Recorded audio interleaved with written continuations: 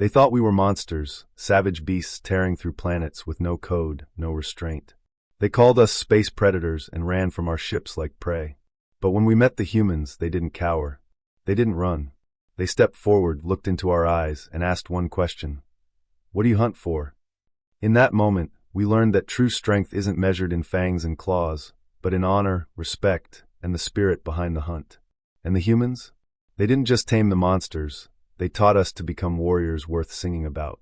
They called us space predators long before they ever met us in person, long before they saw the scarred hides of our warships drifting among the shattered moons and stripped planets.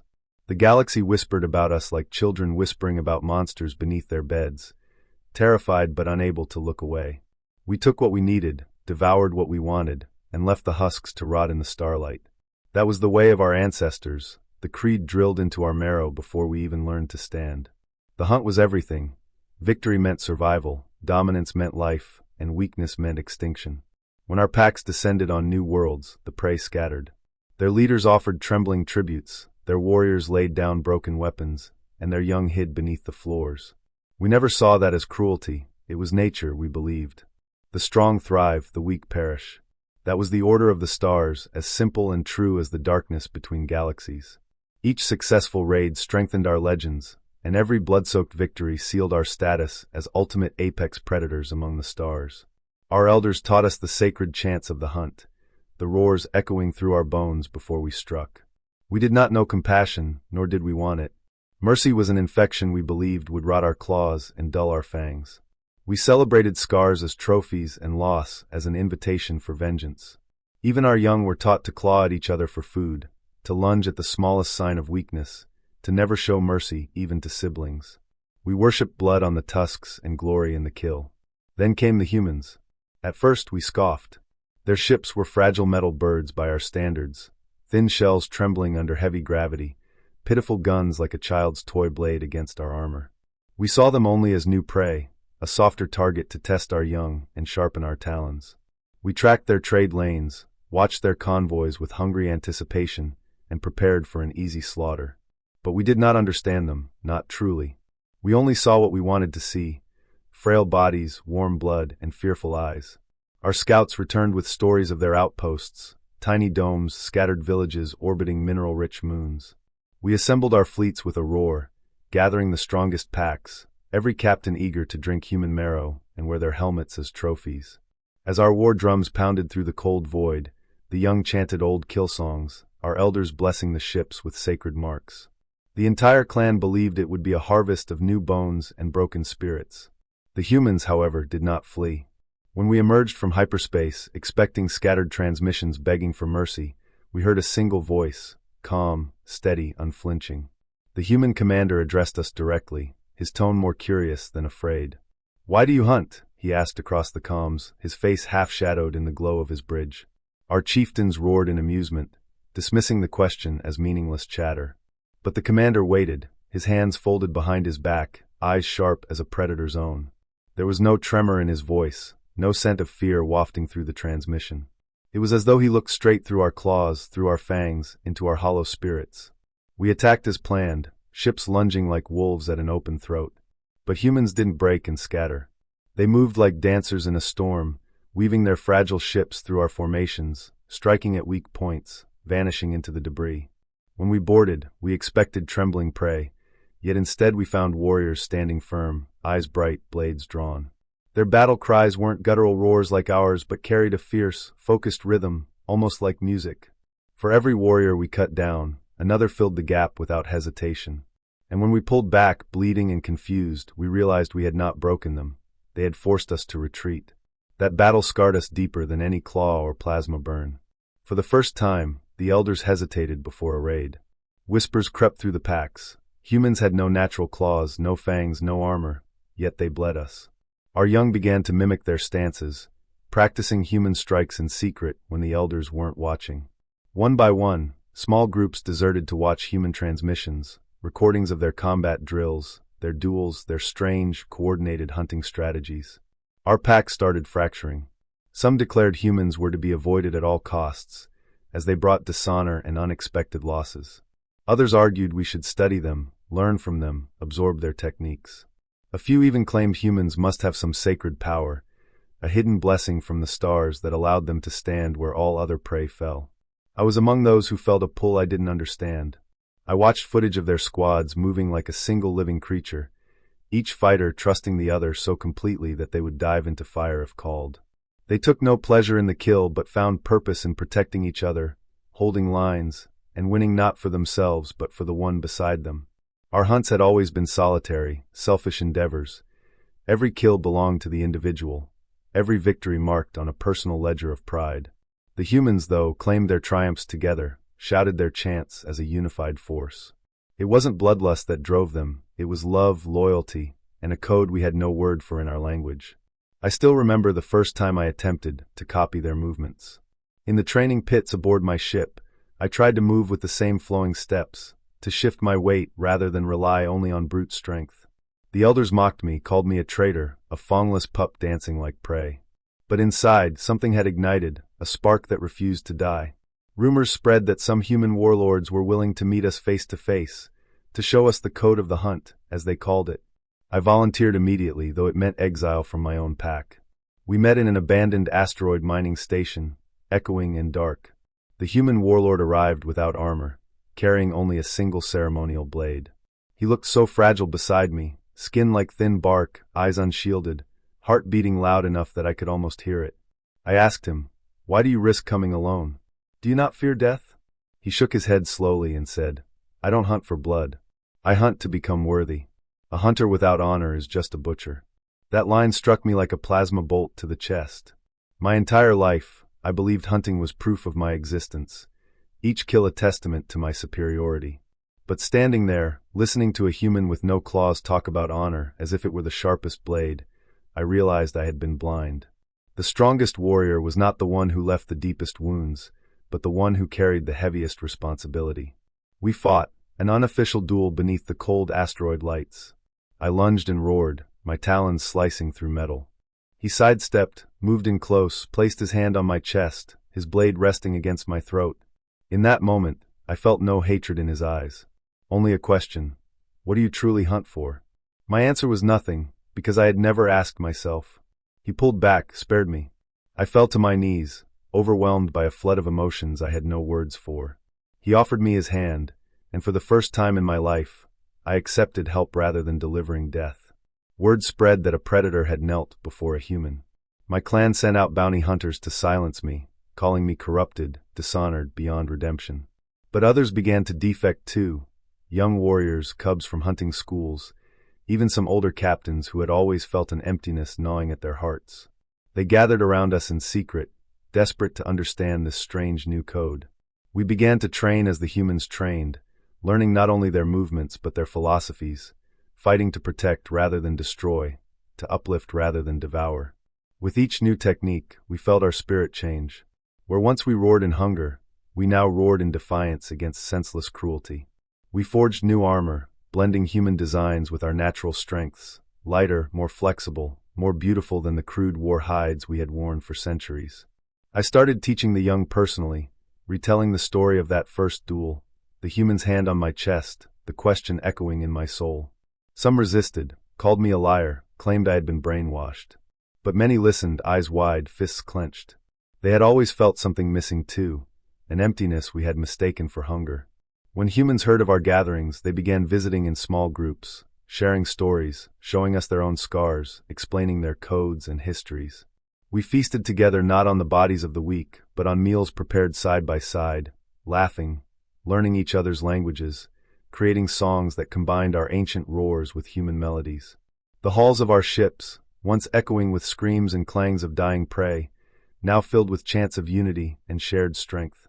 The elders, furious, declared open war on us, calling us traitors to the blood. They sent death squads across the stars to hunt us down, to rip out this infection of honor at its roots. But by then, we were no longer scattered packs. We were a unified force, strengthened by a purpose greater than simple survival. I fought beside the humans, alongside my once prey, now brothers and sisters. Our enemies underestimated how deeply we had changed, believing we still clung to old instincts, that we would break under real pressure. Instead, we held the line. The same humans who once feared our claws now trusted them at their backs. I watched a young human medic shield one of my kind with her own body. I saw my kin drag her to safety, roaring in protective rage. Our war cries had become something new, not a threat, but a promise to each other. As the battles raged on, I realized something important. We had finally become true hunters, not mindless predators chasing bloodlust, but seekers of a higher ideal, guided by respect and unity. The old creed, based only on teeth and claw, had died. The day we won the final battle, the stars above seemed to glow brighter, as if the entire galaxy bore witness. The surviving elders were brought before us, not as prey but as lost souls. Some were offered a chance to learn, to join this new path. Some refused, choosing oblivion. Others, tears streaking their scarred faces, dropped their blades and knelt, whispering the same question that had changed me. What do you truly hunt for? In that moment, I understood the human lesson fully. Honor is not born in blood, but in choice. The true strength of a warrior lies not in how many they kill, but in how many they can protect, how many they can inspire, how many they can lift from darkness into light. And for the first time in my life, I felt proud, not of my kills, but of the hands I had held, the lives I had saved, the future I had helped shape. We had reclaimed the stars, not through sheer violence, but by reshaping the very spirit of our people. Yet, even as we celebrated the final battle, I knew our journey was far from over. The scars on our ships were deep, some visible in gaping hull fractures, others hidden in the souls of warriors who still struggled to reconcile who they had been with who they now chose to become. Humans helped us rebuild. Their engineers, once targets of our raids, now walked freely through our hangar bays, examining plasma scorches and patching up holes with a patience I had never witnessed. They didn't boast or gloat about their role in changing us. They simply worked, side by side, as though they had always belonged there. I watched a young human, her hair tied back, face smeared with oil, show one of our shipwrights how to weld a new stabilizer fin onto a cruiser's wing. My kin marveled at her steady hands, her calm instruction. That small act symbolized something far greater than any fleet victory. It was proof that trust, once unimaginable, now bridged the yawning chasm between predator and prey. Our packs, now reformed into what humans might call clans of honor, began to record our new codes. No longer were our war chants about dominance and blood. Instead, they spoke of guardianship, of standing vigilant against true threats, of shielding those too weak to fight. The elders who had surrendered stood among us, sometimes silent, sometimes weeping, as they listened to these new oaths. I saw their fingers twitch, claws digging into their palms, fighting old instincts to roar and strike.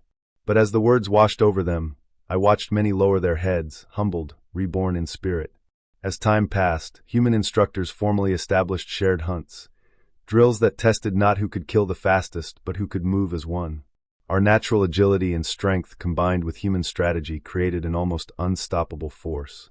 Younglings who once squabbled over scraps now trained in squads, each member learning to protect the other as if guarding a hatchmate.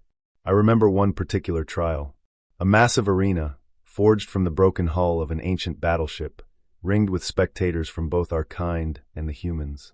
At the center stood two mixed teams, each composed of humans and my kin.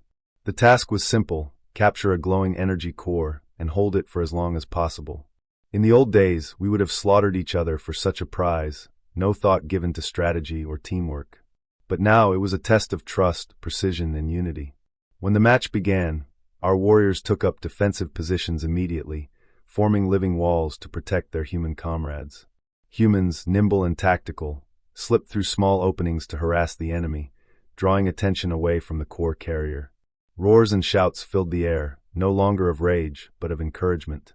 "Left flank! Rotate! Guard the core!" I heard one of my warriors yell, his voice clear and determined. The match ended in a draw, and yet there was no shame, no accusations. Both sides embraced, exchanging mock blows and roaring in shared exhilaration. In that moment, it felt as though we had created something bigger than victory, something eternal. Beyond the combat drills, we started to integrate culturally. Our young adopted human expressions, even human jokes, though sometimes they mangled them hilariously. Humans learned our roars as greetings, mimicking our chest thumps with awkward enthusiasm. Meals became communal feasts where stories flowed like rivers. Old enemies sat shoulder to shoulder, laughing over cups of heated spore brew or spiced human rations. Children, both human and my kind, ran beneath the tables, playing with sticks fashioned into mock blades, pretending to guard each other against imaginary invaders. I watched one small group playing in a courtyard one evening. A human child tripped, scraping his knee on the stone tiles. One of my young kin, her claws retracted, rushed to him, lifting him gently and humming one of our old lullabies, repurposed as a comfort song. The child leaned into her, tears drying under her gentle voice. That single scene struck me harder than any blow I'd ever taken in battle. The future would not belong to warlords and predators. It would belong to children who saw each other not as prey or monsters, but as family. Yet, peace did not come easily everywhere. Not all of our worlds accepted this change. Some distant packs still clung to old ways, gathering in shadowy conclaves to plan new hunts. We knew that to secure this fragile new order, we needed to confront them, not with overwhelming violence, but with the same resolve that had turned us from predators into guardians. We set out, fleets of unified warriors and humans traveling together. We did not fly as raiders, but as envoys. At each rogue stronghold, we offered a choice: join us and learn the new way, or challenge us openly and face the consequences. Many chose combat, unable to release their old hatreds. But we fought with restraint, disarming rather than killing where possible, capturing rather than annihilating. Every battle won became a potential convert, every fallen blade a symbol of possibility. I remember one leader, an old war chieftain named Galactic, renowned for slaughtering entire moon colonies in his youth.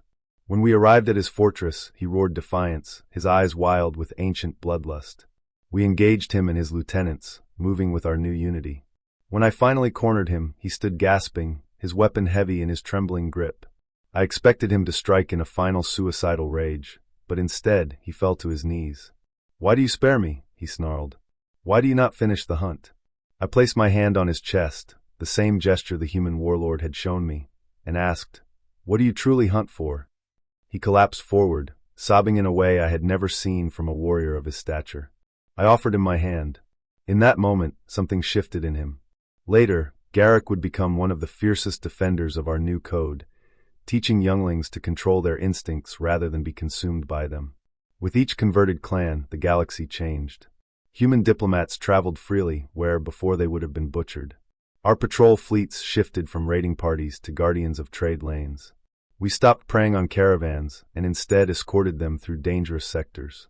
We found new threats: rogue AI, pirate kings, mutated space beasts, and rather than seeing these as opportunities for glory kills, we saw them as chances to prove our new unity. The galaxy, once trembling before the space predators, began to see us as protectors, sentinels who had clawed their way out of darkness. As word spread, more species came forward seeking alliances, eager to learn this new concept of hunting with honor rather than mindless slaughter. Humans, always humble in their influence, acted as mediators, trainers, and friends. They never claimed dominion over us. They simply stood beside us, offering hands instead of chains. Years passed. Our combined fleets grew, and old titles like War Chieftain faded, replaced by Shield Commander or Star Warden. The final Elder strongholds dissolved, the last generation of old hunters, either joining the new way or fading into obscurity. Our songs changed too, no longer kill chants, but great epics celebrating unity, sacrifice, and the shared journey forward. I became known as the first honor-bearer, the one who had first kneeled and learned the human code. I spent my days traveling from ship to ship, world to world, sharing stories, training new guardians. Each time I stepped into a new hall, young warriors rose and struck their chests in greeting, their voices echoing our new creed. On a distant moon, I met the human warlord who had spared me all those cycles ago. He had aged, lines etching his face, hair touched by silver. Yet his eyes burned just as fiercely. We sat beside a slow-burning fire beneath the alien stars. He studied me with that same unwavering gaze. "I see the hunter has become the protector," he said softly. "And the protector taught me the greatest hunt," I replied, my voice low. He smiled, a slow, warm expression that felt like sunrise after a long storm. "What do you hunt now?" I looked up at the sky, at the constellation we had named the New Pact, a cluster that humans and my people had charted together as a symbol of our union. I breathed deeply, feeling the warmth of the fire, the distant thrum of younglings sparring and laughing nearby. "I hunt for tomorrow," I said finally. "For a galaxy where no child fears the dark, where no warrior must choose between strength and compassion. I hunt for a future worth protecting." The human leaned forward, resting his hand on my chest, exactly as he had done all those cycles ago. "Then, my friend," he whispered, "the hunt will never end. And that is the true honor." We sat in silence, listening to the fire crackle, the distant stars humming their cold ancient songs. Around us, the next generation of warriors, human and my kin alike, trained, ate, sang. There were no more cries of prey, no more death chants echoing in the night. Only the sounds of shared laughter, protective roars, and promises whispered into the endless dark. In that moment, I realized fully that we had not merely survived, we had transcended. Our kind had been space predators, feared and cursed, until the humans showed us what it meant to hunt with honor. They did not strip us of our strength or pride. They taught us to wield it with purpose, to temper it with love and loyalty. We had begun as beasts clawing at the void, believing the stars owed us tribute. Now we watched those same stars as guardians, ready to shield any who called for help, ready to pass the code to anyone lost in the dark. Our story became a legend not of slaughter, but of transformation, of a predator species who found a heart through the unlikeliest of allies. Under that starlit sky, by that small fire, I knew with absolute certainty. The galaxy would remember us not for the planets we raised, but for the worlds we saved. Our old scars became stories, not of shame, but of lessons hard won. And our future? It would be written together, claws and hands joined, voices raised in a new battle cry, one that promised not death but hope. Thus closed the chapter of our old hunts. Thus began the eternal hunt for something greater, honor, unity, and the endless pursuit of a better tomorrow.